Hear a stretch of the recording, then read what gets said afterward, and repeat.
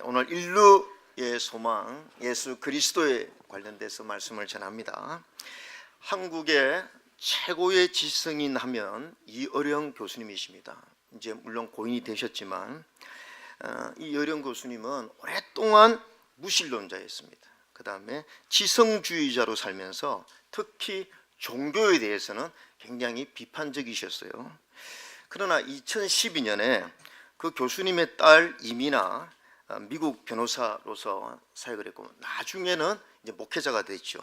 근데 이 딸이 암투병을 했습니다. 근데 이 암투병하는 딸 안타깝게 쳐다보면서 이 교수님의 마음이 흔들리기 시작했습니다. 왜냐하면 이 딸이 그 투병 중에서도 죽음과의 사투를 벌이면서도 늘 아빠한테 나는 천국 간다 고백하고 죽음 앞에서도 흔들리지 않는 평안과 기쁨을 유지하는 것을 보고 이어령 교수가 나중에 충격을 받고 이렇게 얘기했습니다. 과학도 철학도 그 어떤 지식도 주지 못한 평안이 내 딸에게 있었다. 그런데 나는 그것이 어디서 오는 줄 알 수 없다. 이렇게 했습니다.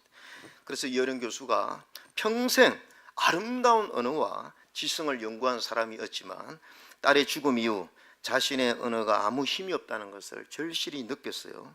그리고 고백합니다. 이렇게 고백합니다. 나는 허무의 끝까지 갔다. 지식의 모든 길을 다 가보았지만 마지막 문은 열리지 않았다. 이렇게 했습니다. 그러면서 그 마지막 문이 바로 신앙이었다. 최고의 지성이 이어령 교수가 이제 마지막 문이 신앙인 것을 알고 그가 결국 예수님 앞에 무릎을 꿇고 온누리 교회에서 내가 예수님을 믿기로 작정하고 이렇게 세례받는 장면이 나옵니다. 여러분, 저는 오늘 우리 교회에 오늘 새 가족들이 많이 왔는데 여러분이 오늘 이 마지막 문, 이어령 교수가 열리지 않았던 문을 이제 마지막 신앙의 문으로서 열었던 그 문을 소개하려고 합니다. 왜 우리에게 신앙이 필요합니까? 첫 번째는 우리 인생이요 고해이기 때문에 그렇습니다. 고해, 고통의 항해라는 거죠. 우리 예수님이 마태복음 11장 28절에 수고하고 무거운 짐진 자들아 다 내게로 오라 내가 너희를 쉬게 하리라. 그래서 우리 주님은 우리 인생이 아주 수고하고 무거운 짐진 자라고 그러는 거죠. 마치 고해와 같다. 여러분, 제가 그림을 하나 보여드리면 우리가 항해하는데 늘 좋은 날씨만 있는 것이 아니라 태풍이 불고 폭풍과 치는 그런 것들이 우리 인생이라는 것입니다. 날씨가 너무 변덕스럽기 때문에 우리 인생에는 뜻하지 않은 고난이 많고 편할 날이 많지 않다는 거죠. 나이가 70세에 이른 어떤 여자분이 병석에 누워서 인생은 너무나 허무합니다 라는 제목으로 글을 남겼는데 제가 그 내용을 소개해 드리면 이 부인이 20살 때 어느 집 맏며느리로 시집을 갔대요. 그런데 시집을 가보니까 시동생, 시누이들이 6명이나 되었습니다. 그런데다가 이 아이들을 낳기 시작하니 새벽부터 밤중까지 쉴 겨를이 없는 거죠.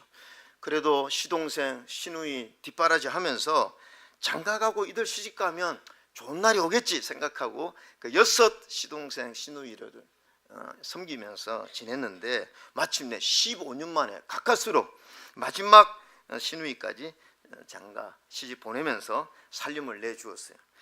이제는 이제 살만합니다. 그런데 이번에는 시어머니가 덜컥 중풍에 걸려 누웠습니다. 그러니까 이 시어머니가 또 중풍에 걸려 누우니까 시부모를 모시고 가정 고생을 다 하다가 그래도 이제 시간이 지나니까 마침내 부모님이 다 세상을 떠났습니다.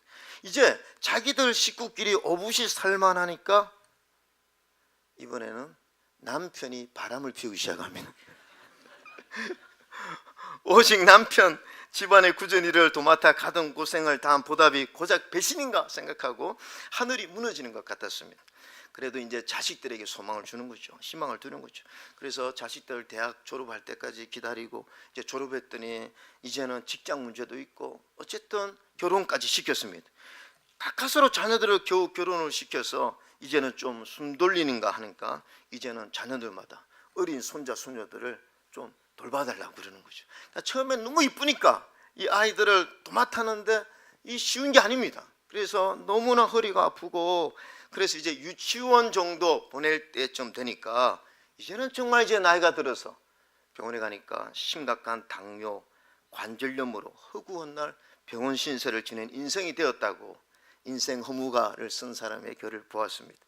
여러분, 제가 왜 이야기를 하느냐면 이 정도는 아니지만 그래도 내 인생이 결코 쉽지 않다는 것을 느끼는 사람이 있을 수 있다는 거죠. 넘을수록 태산이다, 이런 말이 있습니다. 야, 나는 이제 직장만 구하면 되겠지, 또 결혼만 하면 되겠지, 아이만 낳으면 되겠지, 집 하나 장만 하면 되겠지. 그런데 우리 인생은 넘을수록 태산이라는 것입니다.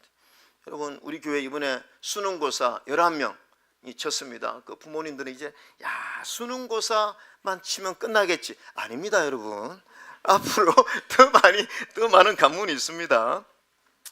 인생이 녹록지 않다는 얘기죠. 성공과 만족도 다르고요, 소유를 가진다고 해서 행복이 주어지는 것은 아니라는 것을 느낍니다. 그리고 우리 인생은 때때로 살면서 심각한 허무함을 느끼는 거죠. 그런데 문제는 뭐냐? 그렇게 힘든 인생을 살아왔는데도 우리 인생은 마지막 관문인 불행히도 죽음이라는 벽을 만난다는 것입니다.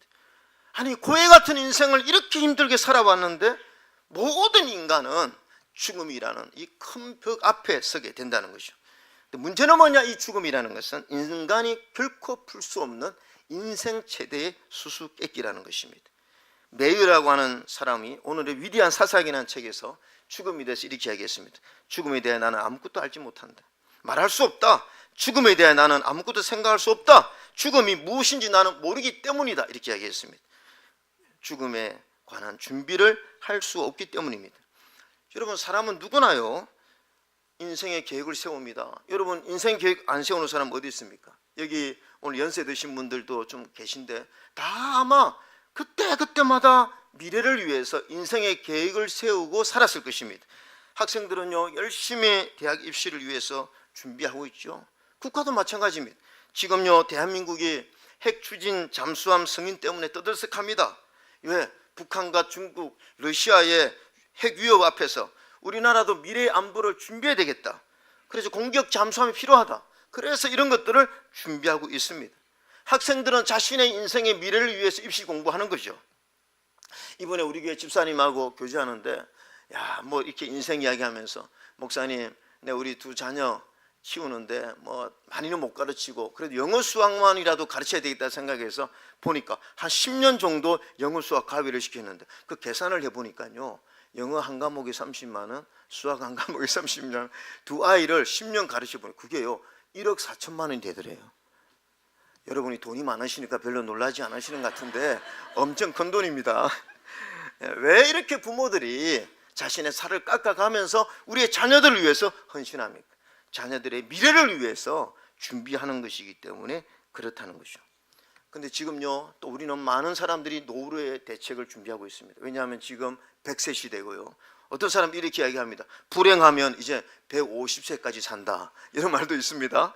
그러니까 이제 아주 뭐 인생 2막, 인생 3막을 위해서 준비하고요. 지금은 60 정년퇴직하면요 또 다른 인생의 2막과 3막이 있기 때문에 정말 열심히 시험도 준비하고 자격증도 따고 준비를 합니다. 그런데 전부 인간은 미래지향적인 삶을 추구하는데 왜 죽음에 대해서는 준비를 하지 않습니까? 죽음이 팩트이고 내일을 준비하지 않으면 죽음이 가까이 오는데 왜 이 죽음에 대해서는 준비하지 않고 살까요? 죽음이 사실이고 죽음은 연습이 허용되지 않습니다. 한번 죽으면 돌아올 수 없는 미지의 강을 건너게 되는 것입니다. 내일을 이렇게 잘 준비하는 인간이 왜 우리의 미래에 닥칠 마지막 인생의 관문인 죽음에 대해서는 전혀 준비하지 못할까요? 그것은 죽음은 우리 인생이 스스로 풀 수 없는 최대의 수수께끼이기 때문에 그렇다는 거죠. 우리가 어떻게 열 수 없는 비밀인 것과 같기 때문에 그렇다는 것입니다. 사랑하는 성도님들, 내가 모른다고 준비되지 않은 죽음을 맞이한다는 것은 너무나 위험합니다. 내가 잘 알지 못한다고 이 죽음을 준비하지 못하면 그건 인생의 최고의 도박과 같습니다. 여러분, 왜 인간에게 죽음이 왔습니까? 저는 오늘 여러분들에게 죽음의 비밀을 풀 수 있는 진리가 성경 안에 있고 더 구체적으로 말씀드리면 예수 그리스도 안에 있다는 것을 설명하기 위해서 말씀을 전하고 있습니다. 여러분, 왜 인간에게 죽음이 왔습니까? 그것은 창조주 하나님이 죽음을 정했기 때문에 그렇다고 성경은 말씀하고 있습니다. 히브리서 9장 27절에 이런 말씀이 있습니다. 우리 같이 한번 그래도 읽어볼까요? 시작. 한 번 죽는 것은 사람에게 정해진 것이요 그 후에는 심판이 있으리니 창조주 하나님이 정하셨기에 이 죽음을 막을 자가 그렇죠. 없습니다. 한 번 죽는 것은 사람에게 정하신 것이요 그 후에는 심판이 있다. 이게 성경 구절입니다. 그러니까 창조주 하나님이 정하셨기에 이 죽음을 막을 자가 없다는 것입니다. 사람은요 인류가 엄청난 것을 연구합니다. 죽음을 막으려고 지금까지 수천 년 동안 연구했지만 그 누구도 죽음을 막을 수는 없었어요. 여러분 올해 9월 3일 날 베이징에서 열린 전성절에서 이제 그 푸틴 대통령과 시진핑 대통령, 김정은 위원장이 걸어가면서 한 마이크로 포착된 로이터 보도에 따르면 이 푸틴이 시진핑에게 이렇게 얘기했다고 합니다. 야, 이제는 생명공학의 발전으로 인간의 장기를 계속 이식할 수 있습니다. 이런 방식으로 사람들은 더 젊어질 수 있고 심지어 불멸에 달성할 수 있다고 언급해요. 그러니까 이 시진핑의 이에 대해서 어떤 예측에는 이 세계 안에 이제는 인간이 150살까지 살 수 있습니다. 이렇게 답한 내용이 이제는 보도가 되었죠. 저는 보니까 이 독재자인 푸틴이 불멸하고 싶은 소원이 있는 것 같습니다. 그래서 막 장기를 이식하고 그러면 이제 앞으로 살 수 있다.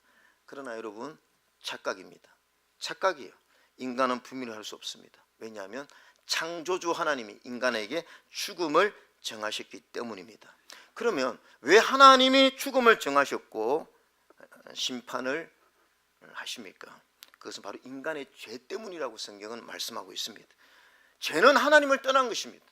하나님을 떠난 인간은 죄를 지을 수밖에 없다. 그래서 로마서 1장 28절에 여러분 한번 읽어보실까요? 같이 시작.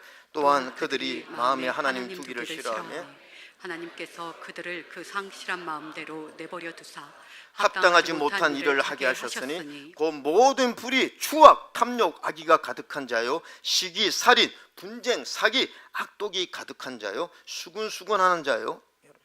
하나님을 떠난 인간은 죄를 만들어낼 수밖에 없는데 그것이 무자비하고 무정한 이런 모든 악한 죄들을 만들어낸다는 거죠. 여러분 왜 우리 인생이 불행합니까? 왜 이렇게 이 세상에 악이 많습니까? 여러분 국제 고문 피해자 재활위원회의 글로벌 데이터에 따르면요 올 한 해도요 이 고문 센터들의 보고에 의하면 매년 약 8만 1,000명의 고문 생존자를 치료하고 있다. 이 무슨 말입니까? 고문으로 받다가요 겨우 살아난 사람 8만 1,000명을 지금 치료하고 있다는 거죠. 그러면 고문으로 죽은 사람은요 10배, 100배가 더 많다는 거예요. 지금 올 한 해도 지금 이 시간에도 엄청난 무자비한 고문을 당하면서 죽어가고 있는 사람이 많다는 것입니다. 왜 이렇게 사람들이 사람을 죽이고 악하게 하고 왜 이렇게 합니까? 성경은 하나님을 떠난 인간은 죄를 지을 수밖에 없고 독버섯처럼 그 죄가 퍼져 있어서 우리 인생에는 언제나 불행이 끊이지 않는다는 것이죠. 로마서 3장 23절에 모든 사람이 죄를 범했기 때문에 그렇다고 하는 것입니다. 자, 그러면 성도님들 죄를 지은 인간은 어떻게 되느냐고요. 우리가 죄를 지은 인간이 어떻게 되느냐? 성경은 하나님의 심판이 있다.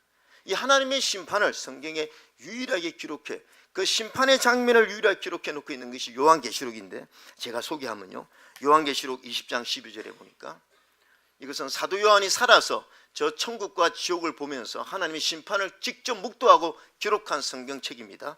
또 내가 보니 죽은 사람들이 큰 자나 작은 자나 그 보좌 앞에 서 있는데 책들이 펴 있고 또 다른 책이 펴졌으니 생명책이라. 죽은 자들이 자기 행위를 따라 책대로 기록된 대로 심판을 받는다는 것입니다. 우리가 사람이 죽고 나면 이 세상의 모든 지은 죄에 대해서 그 기록된 대로 심판을 받는다는 것입니다. 그런데 여러분 우리 모든 인간이 그 죄를 짓고 심판을 받는다는데 여러분 하나님께서 사랑이시라고 하는데 우리 인간에게 이 구원의 길을 준비해야 되지 않겠습니까? 하나님은 사랑이십니다. 사랑이 하나님이 모든 인간이 죄로 말미암아 심판받고 지옥 가는 것을 원치 않으셨습니다. 그래서 하나님이 만드신 구원의 해답이 바로 예수 그리스도입니다. 그래서 인류 최고의 선물이 예수 그리스도입니다. 심판을 받지 아니하고 생명책이 기록되기만 하면 우리는 구원을 얻을 수가 있습니다. 그래서 인생 모든 문제 해결은 바로 예수님 안에 있는 것이죠.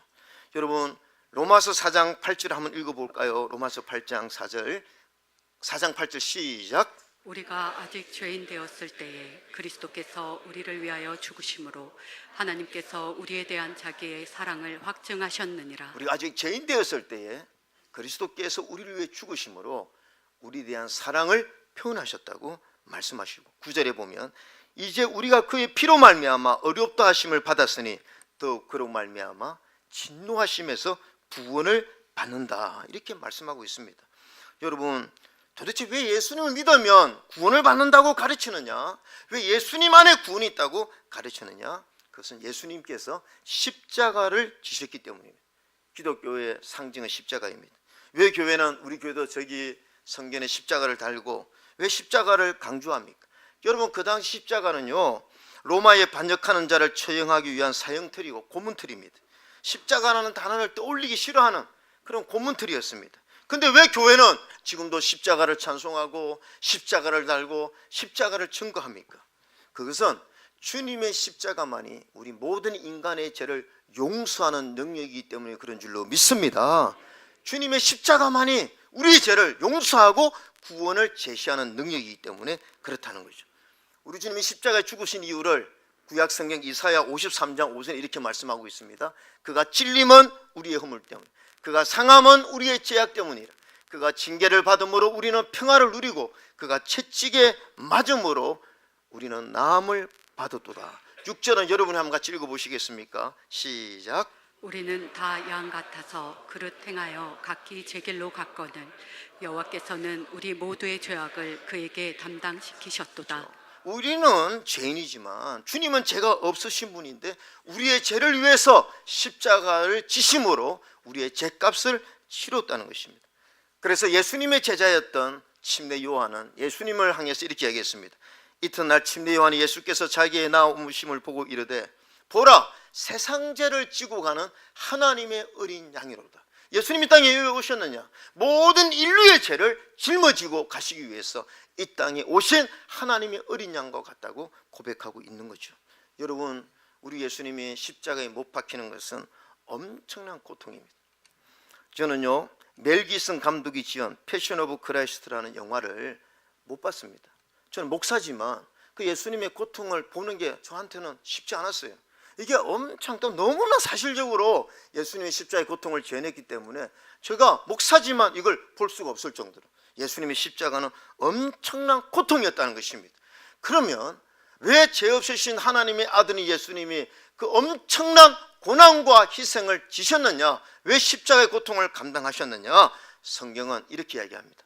요한 1서 4장 9절에 하나님의 사랑이 우리에게 이렇게 나타난 바 되었으니 하나님이 자기의 독생자를 세상에 보내시면 그로 말미암아 저와 여러분에게 구원을 주시고 우리를 살리기 위해서 그렇게 하셨다는 것입니다. 그러면 10절 같이 한번 읽어볼까요? 시작. 사랑은 여기 있으니 우리가 하나님을 사랑한 것이 아니요 하나님이 우리를 사랑하사 우리 죄를 속하기 위하여 화목제물로 그 아들을 보내셨음이라. 하나님께서 우리를 사랑하셔서 그 죄로 인해서 영원한 심판을 받는 것을 원치 않으셔서 하나님이 그 아들을 이 땅에 보내주셨어요. 그래서 우리 기독교에서 가장 이 성경에서 여러분 성경은 66권 중에서 이걸 짜고 또 탈수기처럼 짜면 한 구절이 나오는데 그게 바로 요한복음 3장 16절입니다. 한번 같이 읽어볼까요? 시작. 하나님이 세상을 이처럼 사랑하사 독생자를 주셨으니 이는 그를 믿는 자마다 멸망하지 않고 영생을 얻게 하려 하심이라. 예수 그리스도 이 땅에 보내주셔서 그분을 믿기만 하면 누구든지 멸망하지 않고 영생을 얻는다는 것입니다. 왜 그렇게 하셨느냐? 17절 하나님이 그 아들을 세상에 보내신 것은 세상을 심판하려 하심이 아니에요. 그로 말미암아 누구로 말미암아? 예수 그리스도로 말미암아 저와 여러분이 구원을 받게 하기 위해서 그렇게 하셨다는 것입니다. 여러분 구원만 받는 것이 아니라 더 큰 축복이 있습니다. 하나님의 자녀가 되게 합니다. 요한복음 2장 12절에 영접하는 자 곧 그 이름을 믿는 자들에게는 하나님의 자녀가 되는 권세를 주셨다고 이렇게 말씀하고 있는 것입니다. 사랑하는 성도님들 누구든지 주의 이름을 부르고 예수님을 믿으면 구원을 받는 줄로 믿습니다. 우리 주님께서 이 땅에 오셔서 자신의 오빠가 죽은 나사로를 위해 슬피 울고 있는 그 동생들 앞에서 나사로여 나오라, 죽은 자를 살렸습니다. 그러면서 하신 유명한 말씀이 있어요. 예수께서 이르시되 나는 부활이요 생명이니 나를 믿는 자는 죽어도 살겠고 무릇 살아서 나를 믿는 자는 영원히 죽지 아니하리니 이것을 내가 믿느냐. 예수님의 말씀은 예수님의 십자가와 부활을 믿으면 여러분이 살아난다는 것입니다. 여러분이 구원을 받는다고 이렇게 말씀하고 있는 거죠. 이것이 복음이라고 하고 기쁜 소식이라는 거죠. 여러분, 왜 교회는 자꾸 전도할까요? 귀찮게.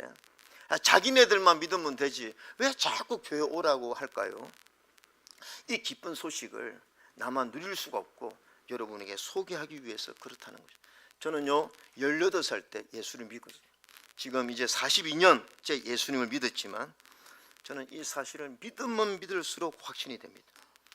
저는 내가 예수님을 믿은 것이 내 인생의 로또요, 내 인생의 대박이라고 믿는 사람입니다. 믿으면 믿을수록 예수 그리스도의 복음이 확실하다는 것을 제가 느끼고, 그래서 우리 교우들도 이 놀라운 복음을 우리만 알고 있는 게 너무 아까워서 오늘 여러분들 초청해서 이 소식을 전해드리는 것입니다. 우리 예수님이 이렇게 말씀하죠. 제 마지막 말씀을 전합니다. 내가 진실로 너에게 이르노니 내 말을 듣고 또 나 보내신 이를 믿는 자는, 오늘 이 복음을 듣고 예수 그리스도의 그 십자가의 은혜를 믿는 자는 영생을 얻었고 심판에 이르지 아니하나니 사망에서 생명으로 옮겼느니라. 여러분 마지막 한 구절만 이제 같이 한번 읽어볼까요? 시작. 진실로 진실로 너에게 이르노니 죽은 자들이 하나님의 아들의 음성을 들을 때가 오나니 곧 이때라. 듣는 자는 살아나리라. 여러분, 우리 주님께서 하나님의 아들의 음성을 들을 때가 여러분 인생 가운데 있다는 것입니다. 저는 어쩌면 이 시간이 하나님의 아들의 이 복음의 음성을 듣는 기회가 아닌가 생각하는 거죠. 그런데 들으면, 듣고 믿으면 여러분의 영혼이 살아나는 줄로 믿습니다. 그것이 여러분의 인생 마지막 관문인 죽음을 가장 잘 준비하는 축복의 시간입니다. 그래서 저는 오늘 이 시간에 한번 여러분들에게 예수님 믿을 것을 한번 부탁드리고 권면드립니다. 한번 같이 눈을 감으시고, 내가 잘은 모르지만 오늘 이 말씀을 듣고 내가 죄인인 것을 인정하고 한번 예수님 믿고 내 인생의 마지막 관문인 죽음을 한번 제대로 준비하고 싶습니다. 내가 예수님 믿고 싶습니다. 그런 마음이 있으면요, 오늘 제가 기도할 때 그냥 같은 마음으로 기도해 주시면 고맙겠습니다. 하나님 아버지, 저는 죄인입니다. 어디에서 와서 무엇 때문에 살며 장차 어디로 가는지 알지 못하고 죄 가운데 방황하며 지냈습니다. 오늘 하늘교회 초청이 되어서 하나님 말씀을 듣고 예수 그리스도께서 저희 죄를 담당하기 위해 십자가에 죽으시고 다시 부활하셨음을 믿습니다. 이 시간 주님의 십자가를 믿음으로 죄 사함을 받고 구원을 얻고 하나님의 자녀가 되기를 원합니다. 이 시간에 제 마음의 문을 열기를 원합니다. 예수님을 내 인생의 주님으로 영접하기를 원합니다.